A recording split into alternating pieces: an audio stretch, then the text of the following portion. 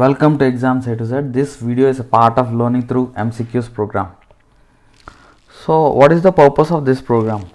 ఈ ప్రోగ్రామ్ ద్వారా మనం రెగ్యులర్గా కరెంట్ అఫైర్స్లో కొన్ని ఆబ్జెక్టివ్ బిట్స్ ప్రాక్టీస్ చేయడం ద్వారా మనము ఇంకా కొన్ని ఎక్స్ట్రా కాన్సెప్ట్స్ నేర్చుకోవడానికి అవకాశం ఉంటుంది, ఎక్స్ట్రా ఇన్ఫర్మేషన్ తెలుసుకోవడానికి అవకాశం ఉంటుంది. అండ్ రెగ్యులర్గా మనం ప్రాక్టీస్ చేయడం ద్వారా యాక్యురసీ అండ్ క్లారిటీ పెరిగే ఛాన్సెస్ ఉంటుందన్నమాట. అయితే ఈ ప్రోగ్రామ్ ద్వారా డైలీ 5 క్వశ్చన్స్ మనం తీసుకుంటున్నాం. ఈ డైలీ 5 క్వశ్చన్స్ని మనం డిస్కస్ చేస్తున్నాం అనమాట. ఇలా మీరు డైలీ 5 క్వశ్చన్స్ నేర్చుకున్న over the year it is going to become huge. Not only that, ఈ 5 క్వశ్చన్స్ ద్వారా ఇంకా ఎక్స్ట్రా ఇన్ఫర్మేషన్ కూడా మీరు తెలుసుకుంటున్నారు. సో గుర్తుపెట్టుకోండి, only practice only will give you the success అవ్వాలంటే రెగ్యులర్గా మీరు ప్రాక్టీస్ చేయాలి. So let us see the questions. National Center for Polar and Ocean Research is located at which of the following place? విశాఖపట్నమా, పూణేనా, గోవానా, తిరువనంతపురమా? అయితే NIO విశాఖపట్నంలో ఉంది, don't confuse with it. National centre for polar and ocean research అనమాట ఇది. So it is located in గోవాలో NIO కూడా ఉంది. Okay, head office అక్కడే ఉందన్నమాట NIOది. అయితే this is polar and ocean research centre అనమాట. It is located in Goa. Why we're discussing here? Why? Because government త్వరలో ఆర్కిటిక్ పాలసీని రిలీజ్ చేయబోతుంది అనమాట. ఆర్కిటిక్ పాలసీ, దానికి నోడల్ ఏజెన్సీగా ఈ national centre for polar and ocean రీసెర్చే నోడల్ ఏజెన్సీగా domestically it is going to work అనమాట. అంటే within the country Arctic మీద రీసెర్చ్ చేయడానికి ఈ national centre for polar and ocean research is going to encourage అనమాట. So which is very important. So ఇలా ఏదన్నా ఆర్గనైజేషన్ వచ్చినప్పుడు you need to go and see where the headquarters, when was it was established, what is the objective of it, what is the purpose of it, and why it is in news. Next, Indus Water Treaty 1960లో Indus water ట్రీటీని మనం agreement చేసుకున్నాము. Awarded which are the following rivers exclusively to India. ఇక్కడ important, Indus water treaty ద్వారా ఎక్స్క్లూజివ్గా ఇండియాకి ఏ reverse ఇచ్చారు అంటే, ఆ రివర్స్ మీద ఎక్స్క్లూజివ్ అంటే ఏంటి, కంప్లీట్ రైట్స్ ఉన్నట్టు అనమాట. యాక్చువల్గా ఇండస్ రివర్ చైనాలో స్టార్ట్ అయినప్పటికీ కాన్ఫ్లిక్ట్ ఎక్కడ వస్తుందంటే, China it doesn't care about this Indus water అనమాట. అయితే కాన్ఫ్లిక్ట్ ఎక్కడ వచ్చిందని అంటే ఇండియాకి పాకిస్తాన్కి. సో ఇండియాకి పాకిస్తాన్కి రివర్స్ షేరింగ్లో కాన్ఫ్లిక్ట్ వచ్చినప్పుడు వరల్డ్ బ్యాంక్ మీడియేషన్ ద్వారా 1960లో జవహర్లాల్ నెహ్రూ అండ్ పాకిస్తాన్స్ ప్రెసిడెంట్ ఇద్దరు కూడా 1960లో ఇండస్ వాటర్ ట్రీటీని సైన్ చేసుకున్నారనమాట. సో ఇందులో మీడియేటర్ ఎవరు? World Bank. ఈ ట్రీటీలో ఫైనల్ కంక్లూజన్ ఏమొచ్చింది అని అంటే, 3 రివర్స్ ఇండస్, జలం అండ్ చీనాబ్, ఈ 3 రివర్స్ ఎక్స్క్లూజివ్గా పాకిస్తాన్ యూజ్ చేసుకుంటుంది. అండ్ ఇంకో 3 రివర్స్ అంటే మొత్తం రివర్స్ సిస్టంలో ఆల్మోస్ట్ మేజర్ రివర్స్ వచ్చి 6 రివర్స్ ఉంటాయి ఇండస్ రివర్స్ సిస్టంలో. ఇందులో ఎక్స్ట్రా 3 రివర్స్ అంటే Ravi, Sutlej and Beas, RBS or RSB. ఇవి ఎక్స్క్లూజివ్ రైట్స్ ఎవరికి? ఇండియాకి. ఎక్స్క్లూజివ్ రైట్స్ అంటే ఏంటి? ఇండియా కెన్ స్టోర్ వాటర్, అంటే దాని మీద ప్రాజెక్ట్స్ కన్స్ట్రక్ట్ చేసుకోవచ్చు. You can use it for drinking purpose or you can use for producing electricity or your wish. అంటే ఎక్స్క్లూజివ్గా ఇండియా ఈ రావి, సట్లజ్ అండ్ బియాస్ రివర్స్ మీద కంప్లీట్ రైట్స్ ఉన్నాయి అన్నమాట. అయితే ఈ జలము, చీనాబ్ అండ్ ఇండస్. ఈ రివర్స్ మీద India must free flow those rivers అనమాట. అంటే అలా వదిలేసేయాలి. వాట్ ఎవర్ డ్రింకింగ్ పర్పస్ అంటే 20% మాత్రమే యూజ్ చేసుకోవడానికి ఈ ట్రీటీ ఒప్పుకుంటుందన్నమాట ఇండియా. అంటే you must leave it as free flow అనమాట. It indicates what you must not construct storage dams on these rivers. ఈ రివర్స్ మీద స్టోరేజ్ డ్యామ్స్ కన్స్ట్రక్ట్ చేయకూడదు. That is the main thing.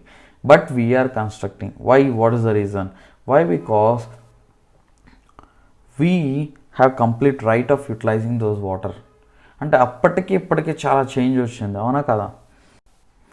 As water is becoming very scarce and the power, we need power for our economic development. That is the reason we are constructing storage dams and hydroelectric power projects on these rivers also, that is Jhelum and Chenab also.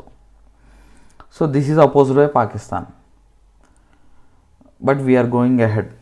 Why? Because Pakistan is not at all a trusted country and needs changed కాబట్టి we are not following it and we are going ahead with the projects. Next question. Which of the following ministry is implementing Hunar Hath initiative? ఈ హునార్ హాత్ అంటే ఏంటి? హునార్ హాత్ అంటే ఏంటంటే especially for minorities అనమాట. Minorities వాళ్ళు తయారు చేసిన వస్తువులు ఒక ఎగ్జిబిషన్లో అమ్ముకోవడానికి ఏర్పాటు చేసిన stalls, collection of stalls or entire స్టాల్స్నే హునార్ హాత్ అని అంటాం. అంటే it is nothing but exhibition. Especially ఎవరు ఇక్కడ? Minorities. It is for minorities అనమాట. మైనారిటీస్ అంటే ఎవరెవరు వస్తారు? Muslims, Christians, Buddhist, Sikhs, Parsis and Jains. So obviously ఈ హునార్ హాత్ ఎవరికి అనేది తెలిసిందంటే ఈ క్వశ్చన్ ఆన్సర్ పెట్టేసేస్తాం. It is the ministry of minority affairs అని.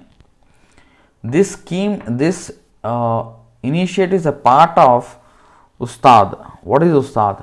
It is upgrading the skills and training in traditional arts crafts for development. That is the scheme about. India's rank in scientific publications according to US agency, the National Science Foundation. National science foundation అనేది US agency అనమాట. So ఇది ఒక document release చేసింది. ఈ డాక్యుమెంట్లో ఏం చెప్తుందంటే India's scientific publications పెరిగాయని చెప్తుంది.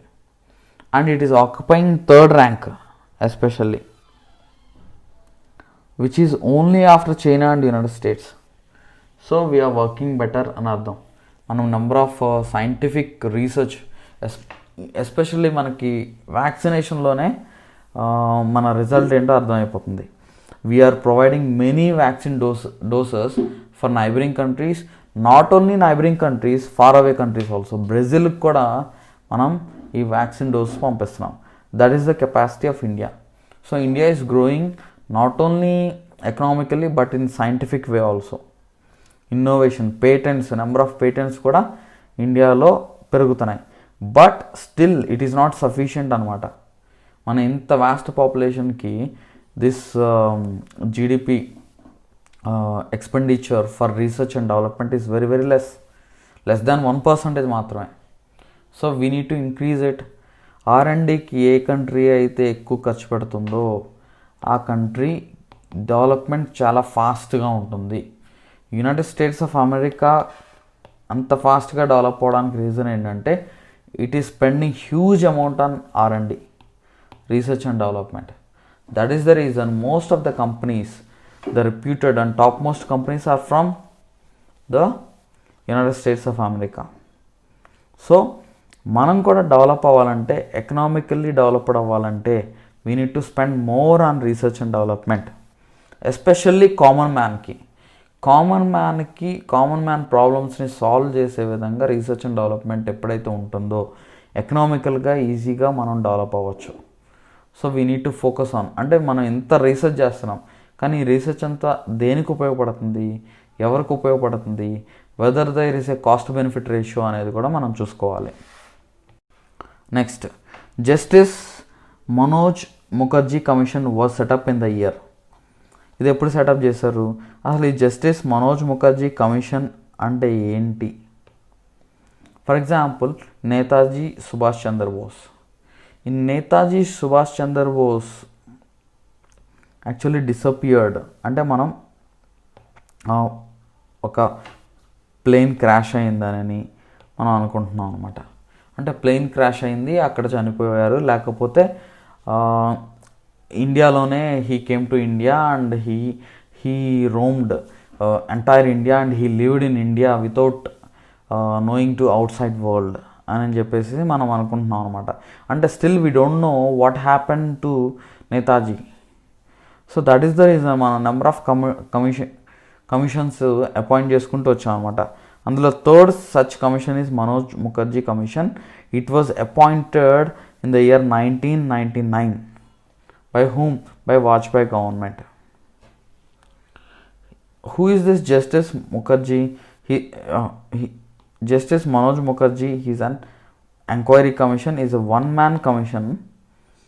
ఆయన ఏం చెప్పారంటే, ఈ ప్లేన్ క్రాష్ యాక్సిడెంట్లో నేతాజీ సుభాష్ చంద్రబోస్ చనిపోలేదు అనేది మెయిన్గా చెప్పారు. అయితే ఏమయ్యారు, నేతాజీ సుభాష్ చంద్రబోస్ ఏమయ్యారు తర్వాత అనేది, ప్లేన్ క్రాష్లో చనిపోలేదు, అయితే ఏమయ్యారు అనేది చెప్పలేకపోయారనమాట. So this is about.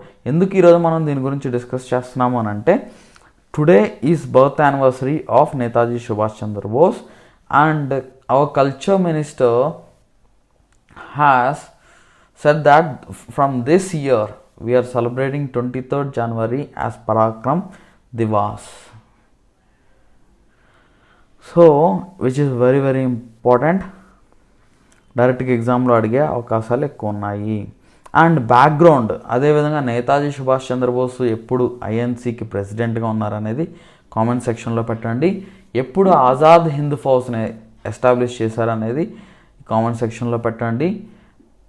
And know the background of Netaji Subhash Chandrabose and his contribution to the India's freedom struggle which is very very important. ఎగ్జామ్లో డైరెక్ట్గా అడిగే అవకాశాలు ఉన్నాయి.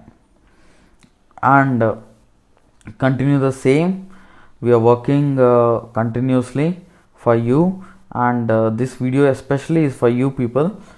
రెగ్యులర్గా మీరు ఈ వీడియోస్ వినండి. దీనివల్ల మీకు ఉపయోగం ఏంటంటే, ఈ రెగ్యులర్గా వినడం వల్ల ఒక మీ ఆలోచన శక్తి అనేది పెరుగుతుంది. పెరిగి మీరు ఎగ్జామ్లో ఆర్ ఎగ్జామినర్ ఏ విధంగా క్వశ్చన్స్ ఇస్తారనేది మీకు ఒక అంచనా వస్తుందన్నమాట. దానివల్ల మీరు ఏది చదువుతున్నా కానీ ఎగ్జామ్ పాయింట్ ఆఫ్ వ్యూలో చదవడానికి అవకాశం ఉంటుంది. And you need to practice a lot. ఈ ప్రాక్టీస్ చేయడానికి మేము daily polity, especially polity subject and many subjects are going to come. ఇంకా మిగతా సబ్జెక్ట్స్ కూడా మేము ఆబ్జెక్టివ్ క్వశ్చన్స్ రిలీజ్ చేయబోతున్నాము. పాలిటీ లాంచ్ చేసాం ఆల్రెడీ. పాలిటీ డైలీ 10 క్వశ్చన్స్ ఇస్తాం. Out of those 10 questions, 5 questions will be from the polity and 5 questions will be from the current affairs. Out of that 5 questions current affairs లో 2 questions AP current affairs ఉంటాయి for APPSC Group 2. అదే TSPSCకి 2 questions TS current affairs ఉంటాయి అన్నమాట. So ఇలా daily subject మీరు practice చేయడం ద్వారా మీకు కాన్ఫిడెన్స్ పెరుగుతుంది, ఎగ్జామ్ అనే ఫియర్ పోతుంది, అండ్ ఎగ్జామ్లో కూడా మీరు యాక్యురేట్గా ఆన్సర్స్ చేయడానికి అవకాశం ఉంటుంది. అంటే మీరు ఎంతో డబ్బులు ఖర్చు పెట్టి ఎంతో కష్టపడి కొన్ని 2 years or 3 years దీని మీద ఎఫర్ట్ పెట్టుంటారు కదా, ఆ పెట్టిందంతా వృధా కాకూడదంటే మీరు ఎక్కువ ప్రాక్టీస్ చేయాలి. ఆ ప్రాక్టీసే మీకు సక్సెస్ ఇస్తుంది. ఈ మాటలు గుర్తుపెట్టుకోండి. అవర్ సక్సెస్ మంత్ర ఎప్పుడు కూడా ఏముండాలి, రెగ్యులర్ ప్రాక్టీస్. ఆ కన్సిస్టెన్సీ మెయింటైన్ చేయండి, రెగ్యులర్గా చదవండి, చదివిందే నెంబర్ ఆఫ్ టైమ్స్ చదవండి, రివిజన్ చేసుకోండి. దానివల్ల మీకు ఉపయోగం ఉంటుంది. ఎగ్జామ్స్ A to Z యాప్ని డౌన్లోడ్ చేసుకోండి. We're about to launch the video courses for all the group 2 కోర్సెస్కి, SI కోర్సెస్కి అండ్ ఫర్ అదర్ కాంపిటేటివ్ ఎగ్జామ్స్కి కూడా కోర్సెస్ లాంచ్ చేయబోతున్నాం కాబట్టి మీరు యూటిలైజ్ చేసుకోండి. అండ్ డిస్క్రిప్షన్లో మీకు ఈ యాప్ లింక్ కూడా మేము ప్రొవైడ్ చేయడం జరుగుతుంది. Or you can call us at any time. Thank you.